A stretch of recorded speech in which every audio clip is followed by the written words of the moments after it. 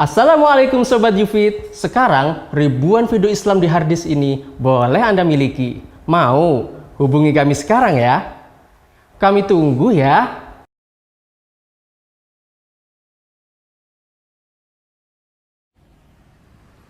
Allahu Akbar. Allahu Akbar. Assalamualaikum warahmatullahi. Allahu Akbar. Allahu Akbar. Allahu Akbar. Allah.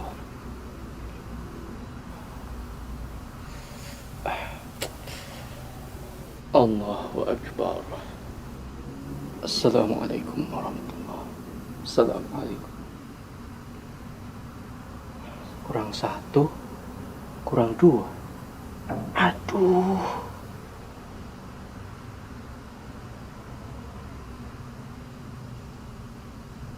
Alhamdulillah wassalatu wassalamu ala rasulillah. Pemirsa yang berbahagia, apa yang kita saksikan adalah satu kejadian ketika orang lupa sehingga dia ragu mengenai jumlah rakaat dalam sholat yang telah dia kerjakan.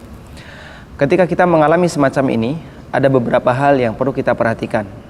Yang pertama, bahwasanya ragu terkait jumlah rakaat sholat itu tidak membatalkan sholat. Sehingga ketika kita mengalami keraguan, silahkan Anda memilih mana yang lebih mendekati kebenaran, atau jika kita lupa sama sekali dan tidak bisa memilih, maka kita memilih yang lebih sedikit. Misalnya kita mengerjakan sholat duhur, kita ragu apakah sudah 4 rakaat ataukah baru 3 rakaat, maka kita memilih yang lebih sedikit 3 rakaat, sehingga nanti kita tambahkan 1 rakaat lagi. Kemudian yang kedua, Rasulullah SAW mengajarkan kita untuk melakukan sujud sahwi ketika kita mengalami keraguan dalam sholat mengenai jumlah rakaatnya. Dan beliau memberikan rincian. Yang pertama, apabila kita bisa memiliki kecenderungan kepada salah satu yang kita yakini itu lebih benar. Misalnya kita ragu apakah ini baru 2 rakaat ataukah sudah 3 rakaat. Dan kita ingat nampaknya kita belum tasyahud awal, maka kita memilih 2 rakaat karena itu yang lebih mendekati. Kemudian selanjutnya kita melakukan salam, artinya sholat sampai selesai, lalu sujud sahwi 2 kali.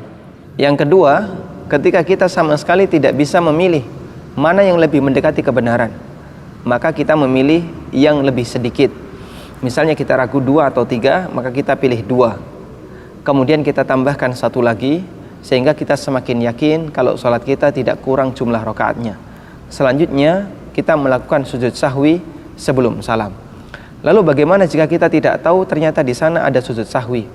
Jika kita tidak tahu, kemudian kita diberitahu oleh seseorang, begitu selesai sholat kita dikasih tahu, Bapak ragu dan Bapak lakukan sujud sahwi, maka silahkan Anda lakukan sujud sahwi meskipun sholat sudah selesai. Sujud sahwi. Allahu Akbar. Allahu Akbar. Allahu Akbar. Allahu Akbar. Assalamualaikum warahmatullahi. Assalamualaikum. Allahu Akbar. Allahu Akbar. Allahu Akbar. Subhanallah. Subhanallah.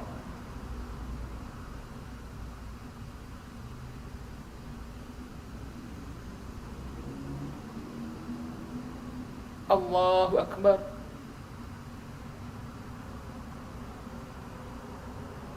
Allahu Akbar. Allahu Akbar. Subhanallah. Allahu Akbar. Assalamualaikum warahmatullahi. Assalamualaikum warahmatullahi.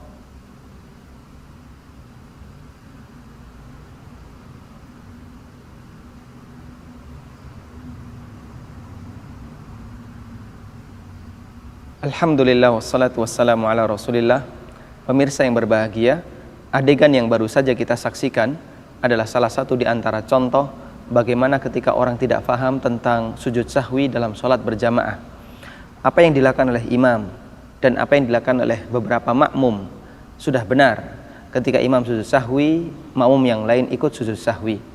Namun ada satu makmum yang dia tidak paham kalau itu sujud sahwi, sehingga ketika imam melakukan sujud sahwi, makmum menyangka bahwasanya ini kesalahan, sehingga dia ingatkan dengan mengucapkan subhanallah. Dan terkait sujud sahwi dalam sholat berjamaah, kaidah yang berlaku bagi makmum adalah ketika imam melakukan sujud sahwi sebelum salam, maka makmum juga ikut sujud sahwi bersama imam, karena makmum harus mengikuti imam.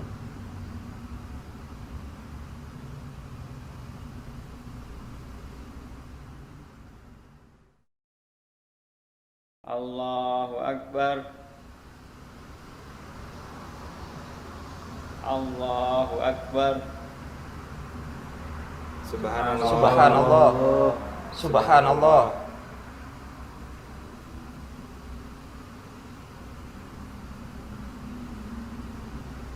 Alhamdulillah wassalatu wassalamu ala rasulillah. Pemirsa yang berbahagia, apa yang kita saksikan adalah salah satu di antara contoh kejadian terjadinya perbedaan pendapat antara imam dengan makmum. Imam lupa melakukan tasyahud awal dan makmum mengingatkan dengan ucapan subhanallah, namun imam tidak mengikuti apa yang disarankan oleh makmum dan dia tetap berdiri. Bagaimana kesimpulan yang tepat tentang masalah ini? Yang pertama, tentang orang yang lupa tasyahud awal. Bagi orang yang lupa tasyahud awal, di situ ada dua keadaan. Yang pertama, jika dia ingat setelah berdiri sempurna ke rakaat yang ketiga, maka dia tidak perlu kembali untuk duduk melakukan tasyahud awal. Dia lanjutkan sholatnya sampai selesai.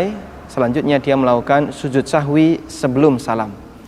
Yang kedua, jika dia teringat sebelum berdiri sempurna ke rakaat yang ketiga, maka dia balik duduk lagi dan melakukan tasyahud awal, lalu dia sempurnakan sholatnya dan tidak ada syariat untuk melakukan sujud sahwi. Lalu bagaimana ketika dia mengalami lupa pada waktu sholat jamaah, imamnya lupa, makmumnya mengingatkan? Kondisinya sama seperti yang tadi kita jelaskan. Jika imam sudah berdiri sempurna dan makmum baru mengingatkan dengan mengucapkan subhanallah, maka imam tidak perlu kembali duduk dan makmum mengikuti apa yang dilakukan oleh imam, mereka berdiri sempurna ke rakaat berikutnya.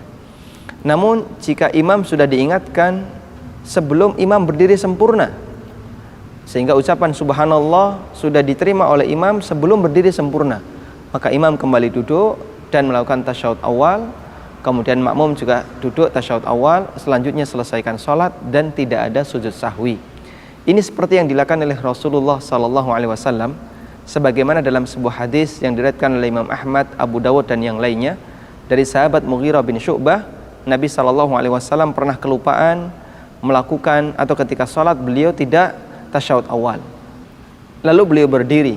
Para sahabat mengucapkan subhanallah dan beliau perintahkan kepada para sahabat untuk ikut berdiri. Kemudian beliau lakukan sholat sampai selesai. Setelah itu beliau melakukan sujud sahwi sebelum salam dan diikuti oleh para makmumnya, oleh para sahabat. Karena itu ketika terjadi seperti ini, maka makmum ikut berdiri bersama imam, kemudian sholat diselesaikan dan sujud sahwi sebelum salam. Semoga bermanfaat.